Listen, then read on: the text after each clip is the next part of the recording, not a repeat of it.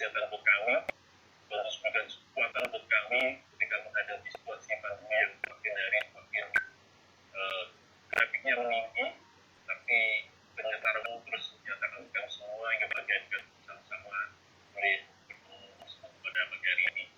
Dengan itu kan membangun usaha dan rencana kami akan sepenuhnya di dalam jangka pagi hari ini kami bisa berkumpul, mereka berdoa, mereka mendengar dan firman-Mu, dan itu menjadikan kekuatan jasmani rohani kami yang menjadi kuat di dalam Tuhan. Terima kasih Tuhan atas penjagaanmu dan atas dukungan kami yang menyusurkan doa bagi hari ini. Haleluya. Amin. Bapak Ibu yang terkasih, pagi hari ini saya akan sharing firman Tuhan berkenaan dengan hidup seimbang. Saya akan menggunakan video, mudah-mudahan bisa cukup bisa terlihat sebentar untuk memulai renungan ini. Ada sebuah video yang inspirasi buat kita semua, punya keseimbangan dalam hidup. Kemudian saya lihat sebentar. Oke, saya ada suara nggak, Bu? Setiap cerita memiliki makna. Dan semoga cerita yang saya bagikan hari ini bisa membawa pelajaran berharga. Pada suatu hari, ada seorang raja yang memiliki 4 istri. Istri keempat adalah istri yang paling dia sayangi. Dia sangat tergila-gila kepadanya. Dan sang raja selalu menghiasi istri keempatnya dengan pakaian yang anggun, perhiasan yang mahal, dan menghidangkan makanan yang paling enak. Dan memperlakukannya dengan pelayanan yang terbaik. Pokoknya apapun dilakukannya untuk membahagiakan istri keempat ini. Istri yang ketiga juga sangat disayang dan dimanja. Bahkan kerap kali sang raja memamerkan kepada kerajaan tetangga. Walaupun kadang sang raja sering merasa takut. Takut bahwa suatu hari istrinya gak setia dan akan meninggalkan dia. Berpaling kepada yang lain. Istri kedua pun memiliki tempat khusus di hati raja. Kepadanya lah sang raja sering mencurahkan isi hati dan mengadukan masalah-masalah pelik yang dihadapinya. Istri kedua adalah orang kepercayaan yang bisa menjadi seorang pendengar yang baik. Sangat perhatian, sabar, dan membantu raja melewati masa-masa sulit. Namun berbeda dengan istri kedua, ketiga, dan keempat, istri pertama sebenarnya adalah wanita yang sangat setia. Sesungguhnya dialah yang sangat berjasa, karena dialah yang dari sejak awal membantu sang raja sampai sang raja bisa berada di posisi sekarang ini. Namun sayangnya ia jarang diperhatikan. Ya, sang raja tidak lagi mencintai, bahkan selalu menghiraukannya. Suatu hari sang raja jatuh sakit. Dan dia tahu bahwa umurnya tidak lama lagi. Karena dia tidak mau hidup sendiri di alam baka nanti, maka dia pun meminta istri tercinta untuk menemaninya. Raja pun memanggil dan bertanya kepada istri yang keempat. Sayang, kamu tahu kan bahwa aku lebih mencintai dan menyayangi kamu dibandingkan istri-istriku lain. Seluruh permintaan dan kehendak kamu selalu aku penuhi. Sekarang, sudikah kamu menemaniku dalam kuburanku? Hah, gak mungkin lah, spontan jawab sang istri. Lalu pergi meninggalkan sang raja yang sedang sekarat. Sungguh kecewa hati sang raja. Jawaban istri keempatnya begitu sadis, bagaikan sebelah pisau yang menusuk tepat dalam hatinya. Dengan sedih, raja kemudian memanggil istri ketiga. Sayang, aku telah mencintaimu seumur hidupku. Sekarang aku sekarat. Maukah kamu merawat, menemani, dan ikut denganku jika kelak aku meninggal nanti? Istri ketiga pun menjawab, hah, tentu gak bisa. Hidup ini kan begitu indah. Jika kamu mati, lebih baik saya menikah lagi. Mendengar jawaban istri ketiga, sang raja pun semakin sedih. Dia benar-benar tidak menyangka kalau istri ketiganya itu akan berkata sekejam itu. Dengan rasa sedih dan kecewa, raja pun memanggil istri kedua dan berkata, "Sayangku, kamulah yang selalu menjadi tempatku mengadu, tempatku untuk berbagi. Setiap saya meminta bantuan, kamu selalu ada untukku. Sudikah kamu menemaniku sampai alam baka nanti?" Dan sang istri menjawab, "Maaf sekali, kali ini saya tidak bisa memenuhi permintaan kamu. Tapi saya bisa membantu untuk mempersiapkan pemakaman untukmu dan menemanimu sampai kamu dimakamkan." Jawaban istri kedua lagi-lagi mengejutkan. Sang raja pun benar-benar sangat terpukul mendengarnya. Dan di tengah kesedihan yang mendalam, tiba-tiba raja mendengar suara dari kejauhan. "Saya akan menemanimu. Saya akan setia mengikutimu dan menemanimu kemanapun kamu pergi." Sang raja pun memandang kepada pemilik suara. Yah, dia adalah istri pertamanya. Wanita kurus kering yang sudah merana karena ditelantarkan oleh disia-siakan oleh suaminya sendiri. Dengan nada penuh duka dan penyesalan, sang raja pun berkata, "Maafkan aku sungguh menyesal. Seharusnya dulu aku memperlakukanmu secara adil, merawatmu lebih baik ketika aku punya kesempatan." Tidak lama kemudian, sang raja pun menghembuskan nafas terakhirnya. Dari kisah tadi kita bisa belajar. Sebenarnya kita semua memiliki 4 istri dalam hidup kita. Istri yang keempat adalah tubuh kita sendiri. Ya, kadang kita terlalu mencintai fisik kita, memberikan pakaian terbaik, perhiasan, kosmetik, tanpa sadar bahwa semuanya itu hanyalah sementara. Kegagahan, kecantikan, dan keindahan fisik itu akan pergi begitu kita meninggal dunia. Istri ketiga adalah harta benda, status, dan kekayaan yang kita miliki. Ya, kita meluangkan begitu banyak waktu untuk mengumpulkan semua itu.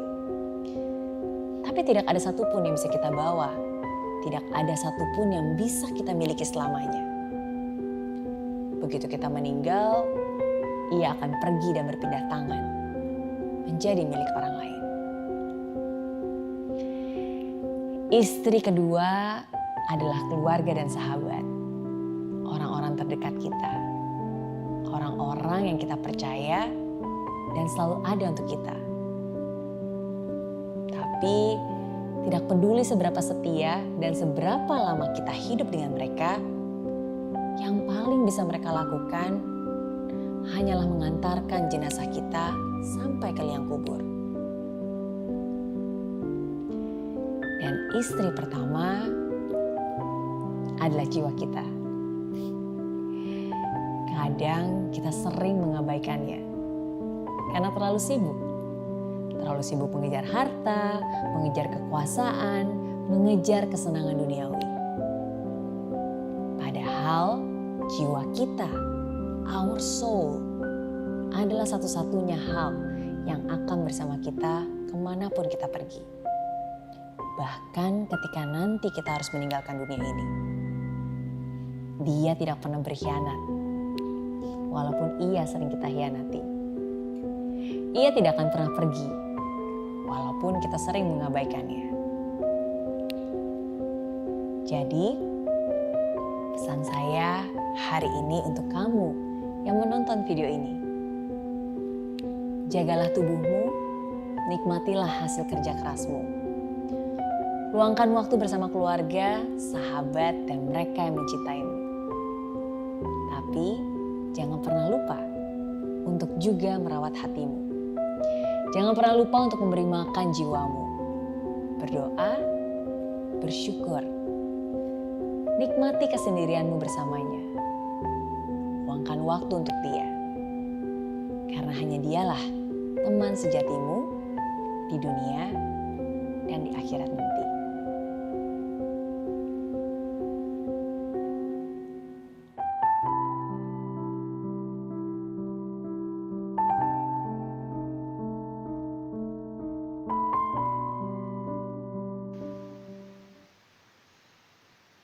Bapak Ibu tadi dari video tadi apa yang menjadi makna dalam kehidupan kita dan tentang itu mengenai istri Bapak.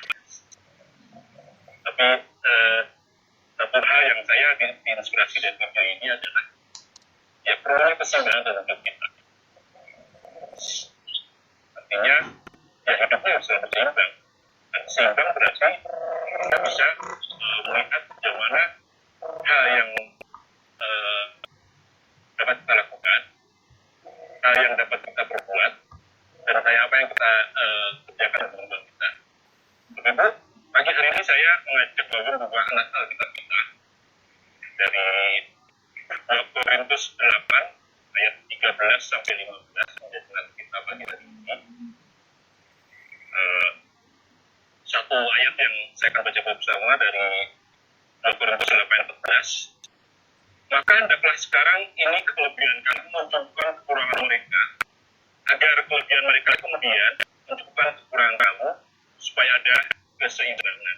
Nah, Bapak yang kalian kasihi, pagi hari ini, mari kita bersama-sama sungguh-sungguh melihat diri kita masing-masing keberadaan. Merenungkan di saat-saat situasi seperti ini, ada satu hal yang kita harus lihat bahwa ya mari kita lihat keseimbangan dalam kita. Kalau mungkin Bapak situasi sekarang mungkin takut dan hanya berpikir ketakutan itu, tetapi mengabaikan hal yang di luar itu ya, maka itu tidak seimbang. Atau bahkan Bapak merasa bahwasanya ya melakukan hal-hal rohani yang lebih intens, tapi mengabaikan hal-hal jasmani, ya tidak seimbang juga. Nah, saudara,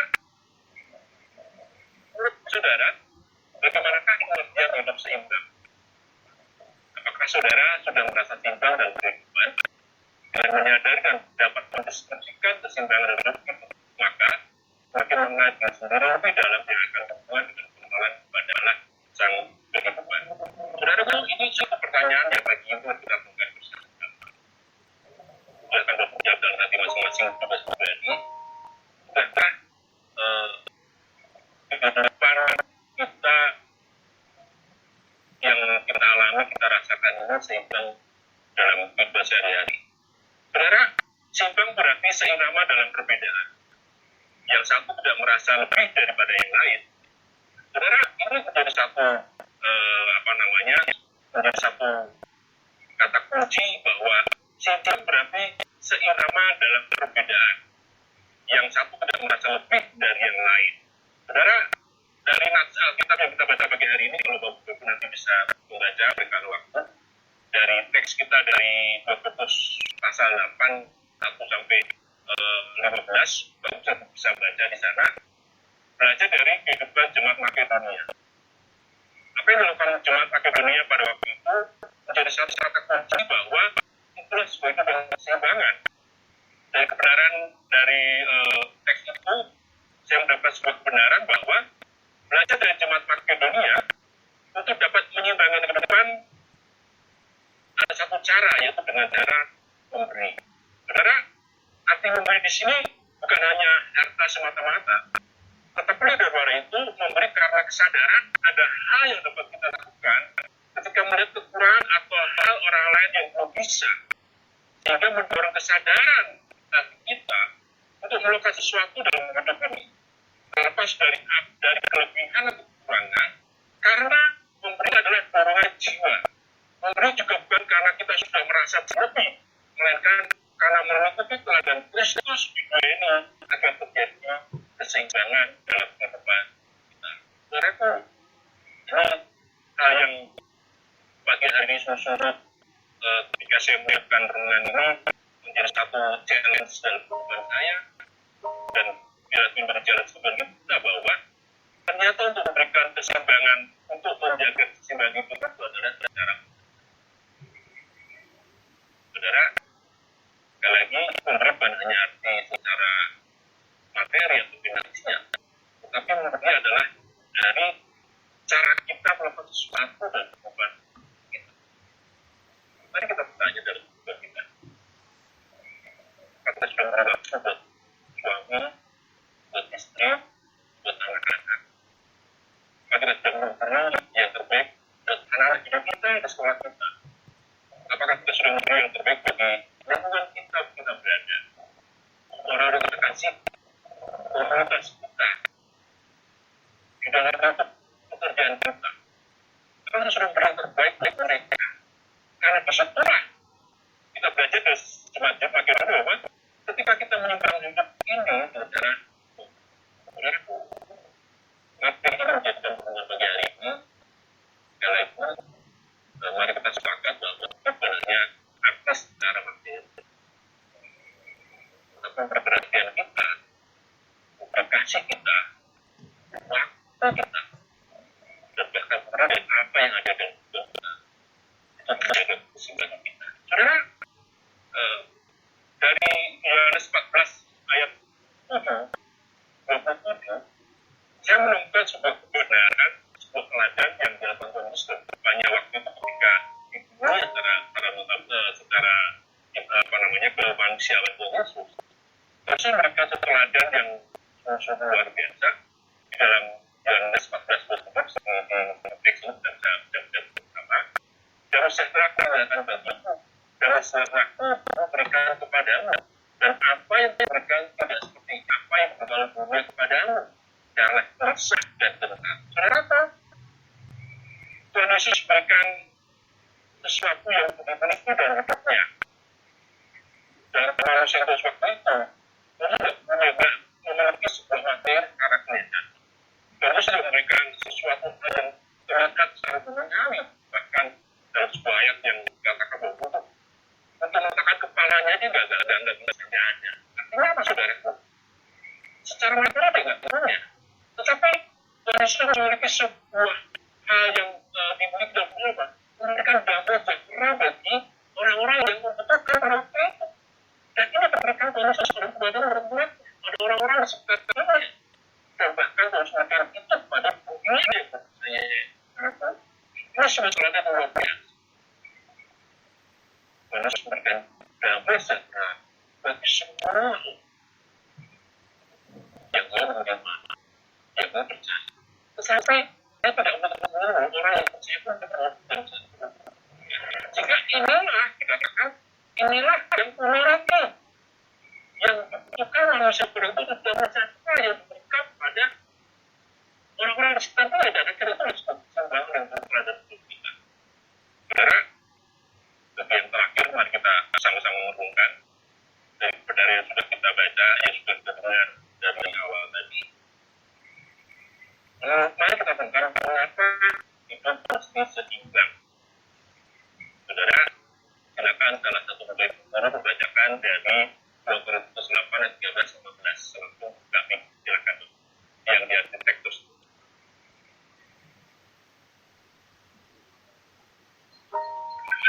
Sebab kamu dibebani bukanlah supaya orang-orang lain mendapat keringanan, tetapi supaya ada keseimbangan. Maka hendaklah sekarang ini kelebihan kamu mencukupkan kekurangan mereka, agar kelebihan mereka kemudian mencukupkan kekurangan kamu, supaya ada keseimbangan. Seperti ada tertulis, orang yang mengumpulkan banyak tidak kelebihan, dan orang yang mengumpulkan sedikit tidak kekurangan. Terima kasih, terima kasih atas firman Tuhan baca. Nah, saudara, mari kita renungkan bersama-sama dari teks ini menjadi satu kekuatan yang luar biasa yang mengakhiri dari Tuhan ini adalah keseimbangan menciptakan keselarasan hidup. Jika masing-masing meyakini bahwa memberi sesuatu bukan beban, tetapi menjadi satu panggilan kehidupan, disertai dengan berusaha menciptakan kekurangan, apalagi yang dapat kita berikan itu yang terbaik di dalam diri kita, manakala berlebihan pun akan semakin mendorong yang satu untuk orang lain. Saudaraku, ini kebenaran yang pertama ya harus kita renungkan bersama-sama bahwa menciptakan keseimbangan, menciptakan keselarasan itu. Artinya apa? Selaras itu ya ada sesuatu keseimbangan, ada sesuatu harmoni, ada sesuatu yang saling mengisi dalam orang kosong, dan ada sesuatu yang mengisi di antara kebutuhan yang orang lain tidak bisa memenuhi dan kita bisa mengisinya. Itu adalah sebuah gambaran dan kesalahan dan begitu. Sehingga saudara, ketika kita memberi apa yang kita miliki dalam kita, itu sebuah gambaran bahwa memberi sesuatu berbuat, memberi sesuatu karena aku harus memberi supaya dilihat orang berkah. Aku memberi karena aku pengen menjadi orang lain itu ingat aku selamanya. Bukan, aku bahkan dalam dunia ini selalu berkata apa? Ketika kamu memberi hari ini, suatu saat nanti kamu akan menerima harus ini satu hal yang berbeda. Karena apa ya, saudara? Ketika kita memberi, disertai ada satu ada satu rasa dalam hati kita untuk menciptakan keselarasan. Artinya apa, Bapak Ibu? Kita sudah menjadi panggilan kita sebagai orang-orang percaya. Sehingga ketika memberi pun, mari kita sungguh-sungguh berdoa hati kita. Apapun pemberian kita, saya benci itu relatif. Tetapi saudara, mari itu menjadi satu rasa yang semakin hari semakin mendatangkan hebat kita. Saudara, percayalah ketika kita itu menjadi panggilan kita. Dalam arti kata, memberi boleh karena apa yang kita miliki dan secara materi mungkin kita nggak ada. Tapi ketika kita berpindah ke suatu saat seperti Tuhan, maka itu betul kita semakin hari apa? Semakin berat dan luar biasa. Saudara, itulah yang pertama. Yang kedua, Bapak Ibu, keseimbangan semakin menjelaskan hidup kita. Karena apa? Kekurangan atau kelebihan itu sifatnya relatif, itu subjektif. Saudara, karena kedua ini yang menjadi benar kita bahwa keseimbangan mengenai itu harus menjadi satu kata kunci. Jangan berpikir aku tidak ada waktu untuk berarti orang lain, waktu sendiri nggak ada. Saudara, ini hal yang salah. Kebetulan kalau gaji udah besar kita udah capek. Kemudian nanti kalau aku udah bisa berlebihan bersih, itu kan udah cari yang salah. Tapi saudara apa? Kekurangan relatif, kekurangan relatif. Atau nanti juga berkata, gimana memberi orang sekarang aja orang ngerti orang tua aja nggak. Nah saudara tuh, ini menjadi satu menjadi satu judgment dari Tuhan kita. Tetapi saudara, mari itu tidak menjadi persoalan, itu menjadi protes. Tapi mari kita berusaha untuk menarasikan Tuhan kita. Yang ketiga, karena masing-masing saling merasakan bahwa tidak ada kurang, tidak ada lebih karena sudah saling belajar satu dari lain. Sehingga inilah yang terakhir dikatakan bahwanya mari kita masing-masing saling. Artinya apa? Saling itu ya nggak ada orang lain, tapi masing-masing saling memberikan dukungan buat orang lain. Dan akhirnya apa sudah ada terus berjalan. Tapi apakah sih dari perundang singkat pagi hari ini, mari kita jawab kesimpulan untuk kita. Dalam video tadi sudah dinyatakan berdasarkan surat hidup kita.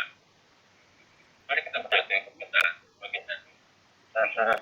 Untuk membangun yang tahu siapa di antara kita dan jangan merasa memaksakan sendiri atau jangan merasa merendahkan jangan terlalu rendah sehingga kita merasa tidak layak. Saudara, kita semakin menyerahkan. Mari kita perbaiki sikap kita. Kita jangan terlalu berlebihan, jangan terlalu berlebihan serta mengabaikan orang sekitar. Itu pun sebaliknya. Jangan kita melayani sepenuhnya. Yang itu setuju. Tetapi kita mengabaikan anak sekitar kita, kita mengabaikan orang di sekitar kita. Karena itu pelayan itu penting.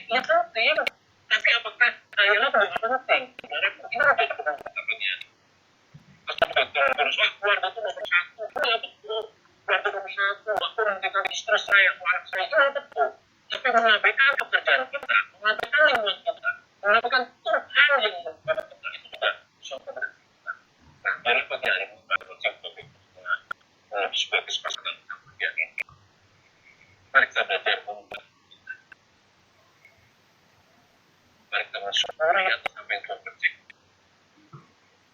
Mari kita membuat saling memberi kepada orang lain dan suatu tempat kita mengkaji kepada orang sekitar. Dan terakhir, dan pernah melupakan nasib jiwa kita. Dan kita mengabaikan jiwa kita, tapi kita melupakan yang dan jelas kita. Sekali lagi, saya bacakan dari ayat 28 yang dikatakan, maka hendaklah sekarang ini kelebihan kamu mencukupkan kekurangan mereka, agar kelebihan mereka juga mencukupkan kekurangan kamu, supaya ada keseimbangan kita berdua. Terima kasih Tuhan Yesus atas firman yang kita dapat pagi hari ini. Semoga kami Tuhan menjaga kesenangan hidup dan kami semakin hari dan menggunakan Tuhan. Dari kami abaikan, bahkan dari kami abaikan, tapi kami menjadi timbangan seperti kami paling tidak bisa belajar dari kehidupan Tuhan pakai dunia untuk menjaga keseimbangan kami yang terbaik sampai kami percaya kepada yang hidup kami mungkin semangat dan kami semakin menggunakan dan harapan kami yang menangkap untuk bagian untuk belajar yang kita dekat bagi orang lain. Terima kasih atas pada hari ini. Orang Mustafa sudah belajar Bapak dan mengucapkan doa. Haleluya. Amin.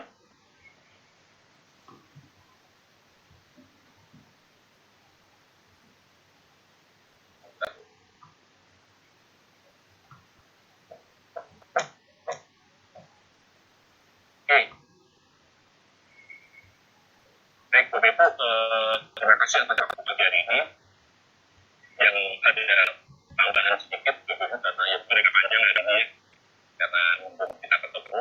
Yang pertama saya atas nama pengurus berterima kasih yang sebenarnya untuk pagi hari ini kita bisa bersama Bapak terus dalam proses belajar mengajar melalui jarak jauh dan yang baik. Nah, sebenarnya secara khusus saya akan mohon maaf atas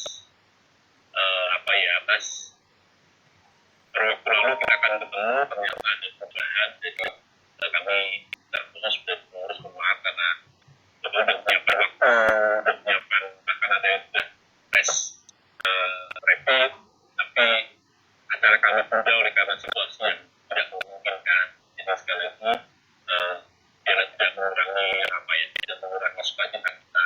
Kalau waktu kita bisa mengatur waktu lagi ketika situasi sudah lebih baik.